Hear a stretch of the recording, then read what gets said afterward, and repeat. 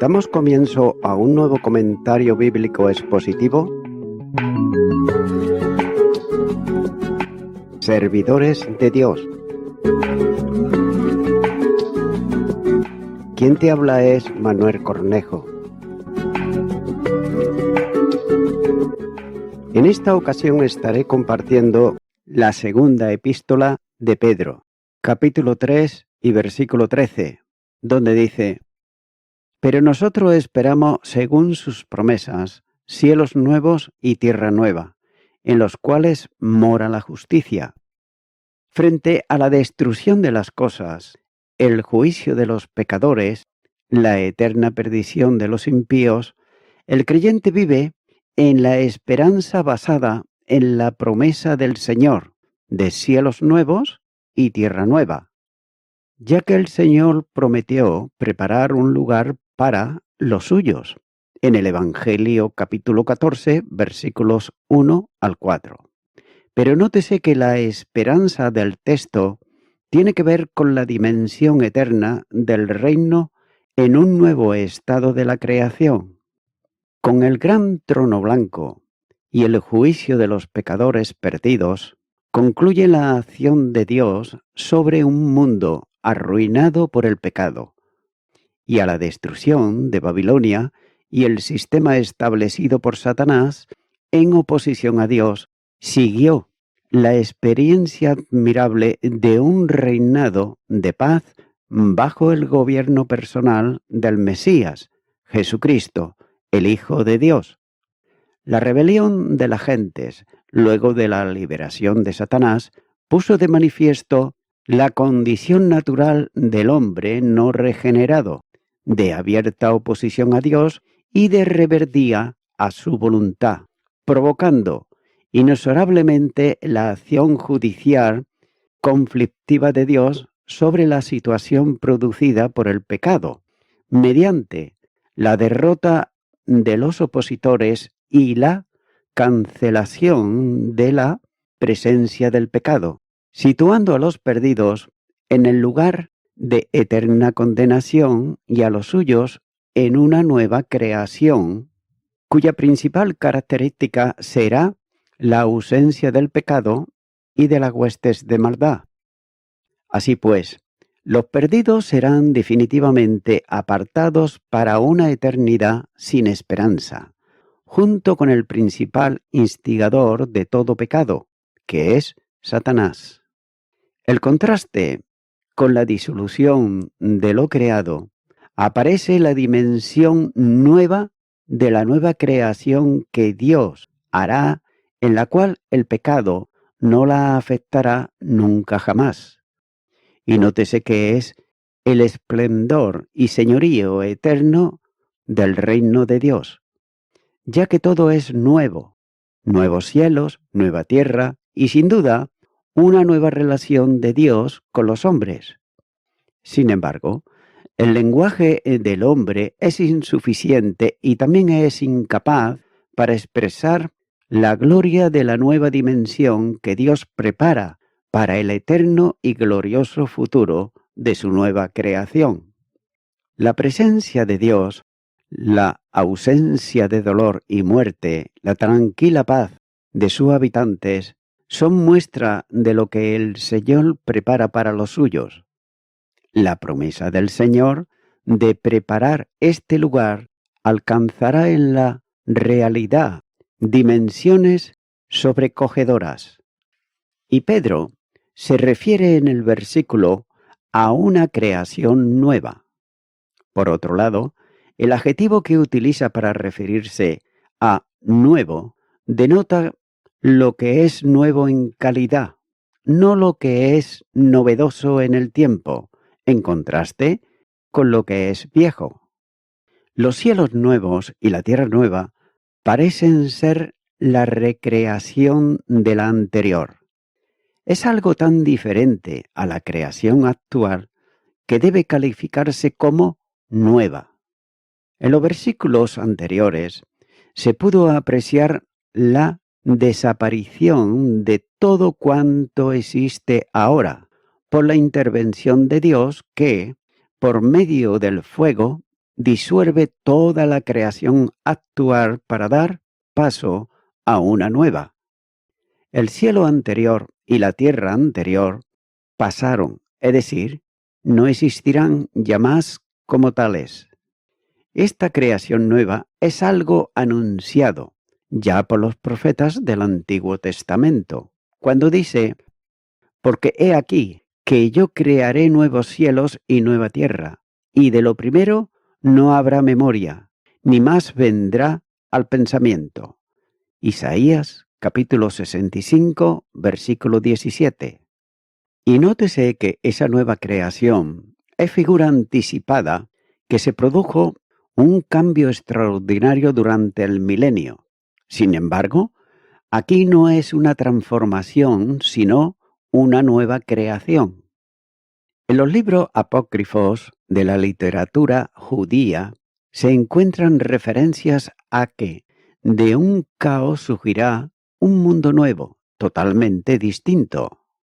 Aunque la literatura apócrifa no es inspirada y por tanto no puede considerarse como base sustentante de doctrina, es interesante también el apreciar que la idea de una nueva creación estaba ya en la mente de los escritores religiosos hebreos.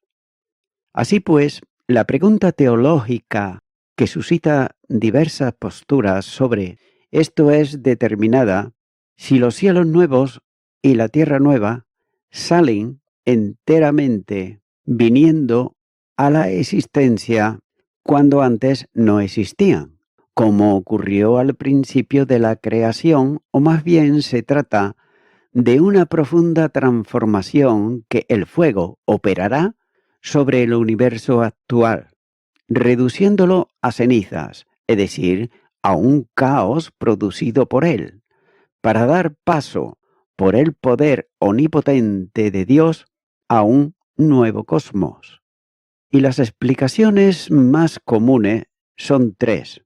Por ejemplo, la primera dice que se trata de un paso de lo corruptible a lo incorruptible, es decir, una nueva dimensión celestial que brota del estado actual como en una nueva creación. En segundo lugar, que el universo actual pasará a otro esencialmente idéntico. Y la tercera postura es que entiende que el mundo actual será preservado definitivamente de todo modo, movimiento subversivo en realidad con Dios, lo que es ya una nueva creación. Nótese que esta última posición descansa específicamente en el alegorismo bíblico, ya que el modo interpretativo debe ser, en todo lo posible, el gramático historio-literal, salvando las figuras de edición propias del lenguaje figurado. Es por eso que no hay ninguna razón aquí para interpretar esto de otro modo que no sea lo que el apóstol Pedro está diciendo. Y del mismo modo la palabra del apóstol Juan cuando dice: vi un cielo nuevo y una tierra nueva, porque el primer cielo y la primera tierra pasaron. Nótese que ambos están expresando una realidad absoluta cuando afirman que los cielos y la tierra huyeron.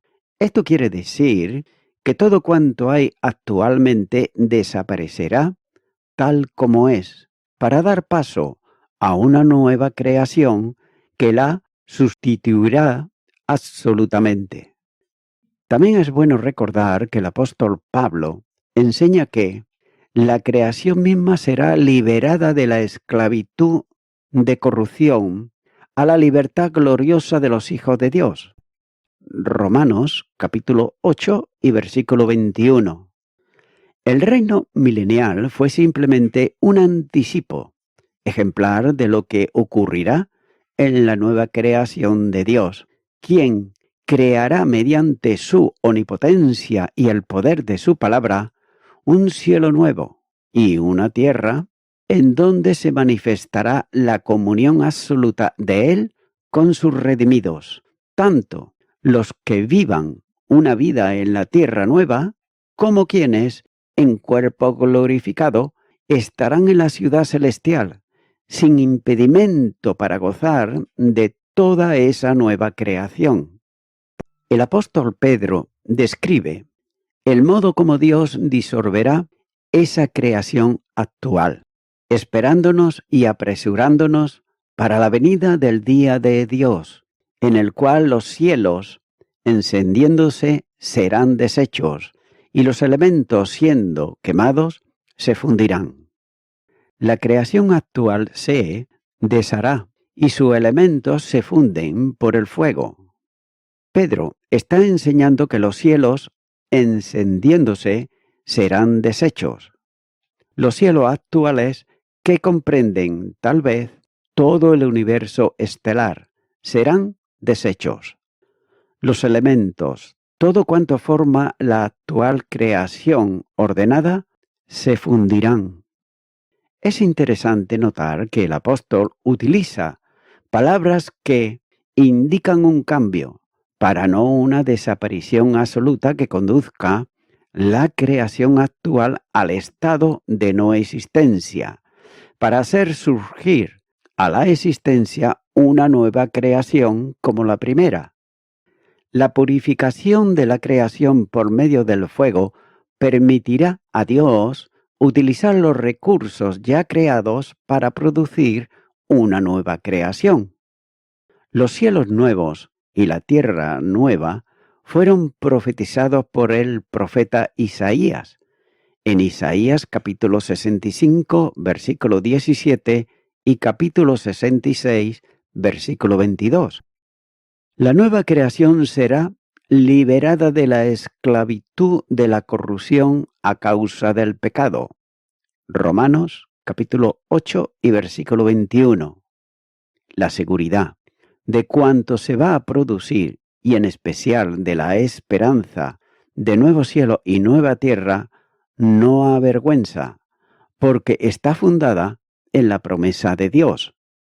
Y frente a los burladores que procuran extinguir la esperanza cristiana, está la firme certeza de la seguridad de cuanto está anunciado porque es promesa de Dios. Y termina diciendo que en esa creación nueva morará la justicia, disponiendo el pensamiento como el lugar de residencia definitiva de ésta. Dios limpia del pecado y de sus acciones a toda la creación.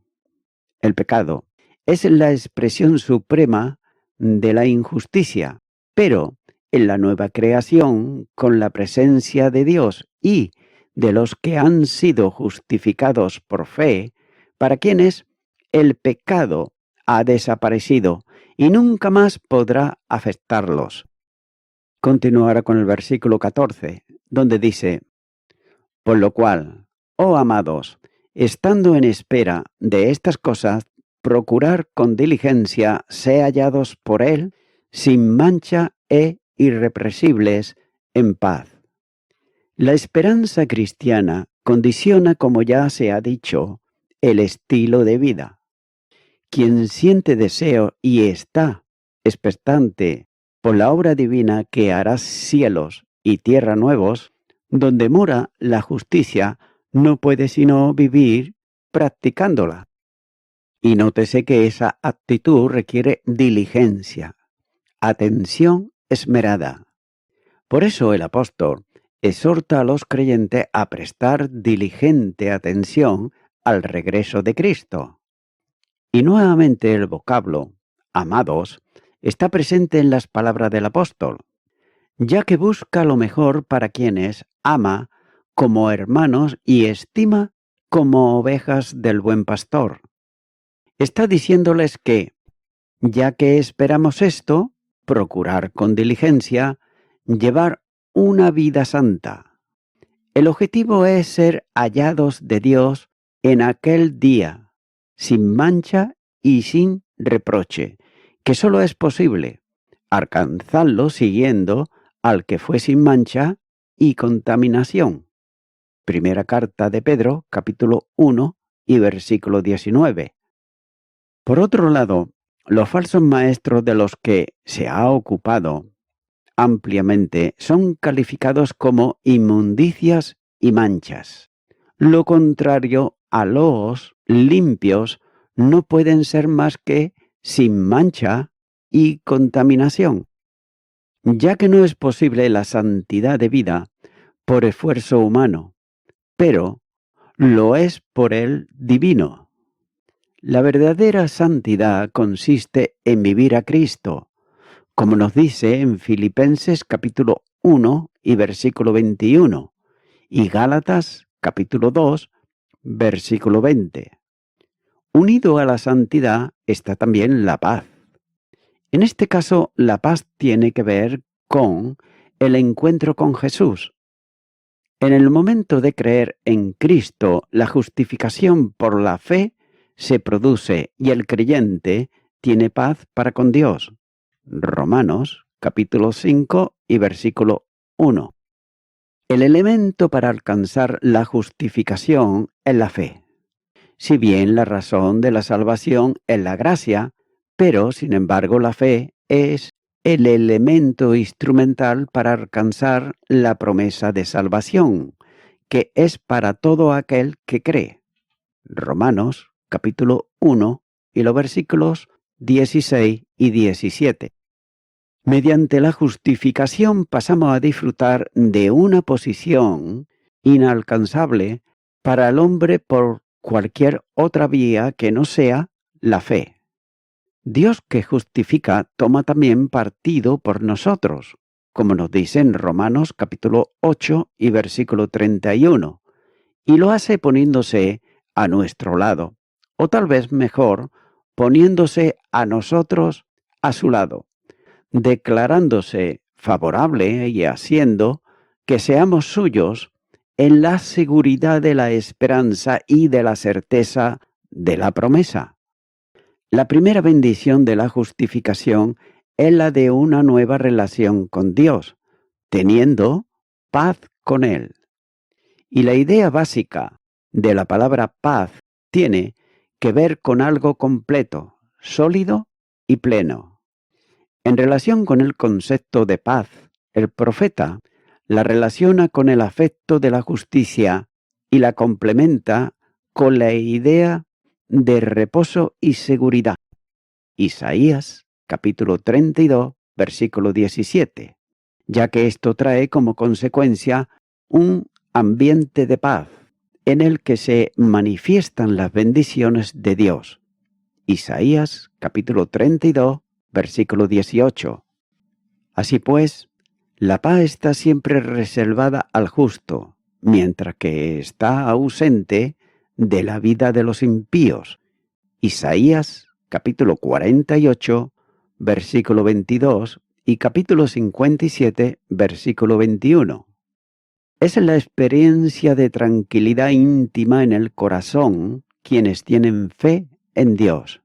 Isaías, capítulo 26, versículo 3. Además, es la consecuencia de una relación correcta de amistad con Él. Job, capítulo 22 y versículo 21. La paz es un regalo admirable de Dios y la perspectiva gloriosa del reino de Dios, con ausencia plena de guerra. Isaías, capítulo 2, versículo 4. En el Nuevo Testamento, la paz es el don de Cristo. Evangelio de Juan, capítulo 14, versículo 27. Ya que ese es el concepto básico del versículo que se considera. La esencia del Evangelio puede expresarse diciendo que es paz por medio de Jesucristo. Hechos de los Apóstoles, capítulo 10, versículo 36. Y de ahí que se le defina como el Evangelio de la paz. Efesios, capítulo 6, versículo 15. Sin embargo, es también el resultado de la reconciliación con Dios. Segunda carta a los Corintios, capítulo 5 y los versículos 18 y 19. Removido el obstáculo del pecado, que producía un estado de enemistad, se alcanza una nueva relación de armonía con Dios en paz. El alcance es mucho mayor que la simple eliminación de la enemistad. Es establecer una nueva relación de comunión y amistad con Dios. Gálatas capítulo 5, versículo 22 y Filipenses capítulo 4, versículo 7. Los enemigos de Dios en malas obras vienen a una relación de amistad en Cristo Jesús. Juan capítulo 15 y los versículos 13 al 15. Aquellos, y note esto, que antes eran hijos de ira a causa del pecado, como dice Efesios capítulo 2 y versículo 3, pasan a ser hijos de Dios y hermanos del Hijo. Juan capítulo 1, versículo 12 y Romanos capítulo 8, versículo 29. Sin embargo, la verdad objetiva de la paz no excluye la experiencia subjetiva de ella, que ha sido otorgada por medio de la fe. De modo que el creyente que tiene paz para con Dios, se le manda ahora que tenga paz consigo mismo. El pecado interrumpe la relación y por tanto, si alguno ha pecado, debe de confesar siendo purificado de toda iniquidad, que es lo que el apóstol enseña en este versículo. Y voy concluyendo con esto. A la luz de la palabra de Dios, no llenemos nuestra mente con vanas esperanzas que, cumplidas o no, no nos satisfarán, sino que levantemos la vista y fijemos nuestras anticipaciones en aquellas glorias del más allá, tan reales como Dios es real, y tan ciertas como Dios, ya que su palabra es verdad. Que estas esperanzas se concentren y definan para nosotros los fines de nuestra vida y que los objetivos claramente aceptados y reconocidos se persigan con seriedad, con dignidad, con prisa, con el entusiasmo de que ellos y solo ellos son dignos. Debemos también de escuchar a nuestro Maestro Supremo. Debo hacer la obra del que me envió, mientras es el día, ya que la noche viene. Y escuchemos las palabras del siervo que invierte la metáfora y enseñemos la misma lección en un toque de trompeta que anticipa el amanecer y despierta a los soldados dormidos. Ya que la noche está avanzada, el día está cerca. Desechemos las obras de las tinieblas y vistámonos las armas de la luz. Amigo y amiga oyente, si aún tú no tienes la seguridad de ser hallado en Jesucristo, pues ahora es el momento que vengas a Él. Y el primer paso que puedes dar para venir a Jesucristo es invitarle, tú personalmente, a que venga a tu vida, que venga a tu corazón, y tome la decisión firme, por fe, de creer en su palabra y en su obra salvífica que llevó a cabo en la cruz del Calvario, de seguirle y de serle fiel. Ora conmigo esta oración que voy a hacer y repite y di: Señor Jesucristo, vengo ante ti para decirte que aunque parece que tengo paz, en realidad, en lo más profundo de mi alma, no la hay. Como también hay muchas dudas. Quiero pedirte perdón por todos mis pecados. Me arrepiento de ellos. Te abro mi corazón, Señor Jesucristo, porque solamente la paz que tú das, como dice tu palabra, es la que puede traer ese sosiego y esa paz en mi vida. Te acepto como mi Salvador y te doy gracias. En tu nombre, amén.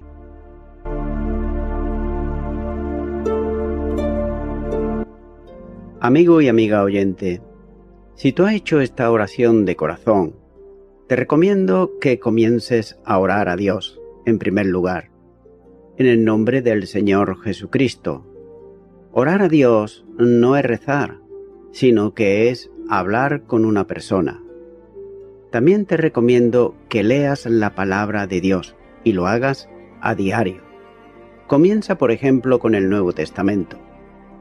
Y también, por último, te recomiendo que para que puedas crecer espiritualmente, te congregues en una iglesia cristiano-evangélica, donde se predique, se enseñe y se practique la sana doctrina y la palabra de Dios. Congrégate ahí y con el tiempo podrás crecer espiritualmente y también servir al Señor Jesucristo. Que Dios te bendiga. Y a toda la audiencia, nuevamente ya me estoy despidiendo de todos ustedes y será hasta el próximo programa. Que Dios os bendiga a todos.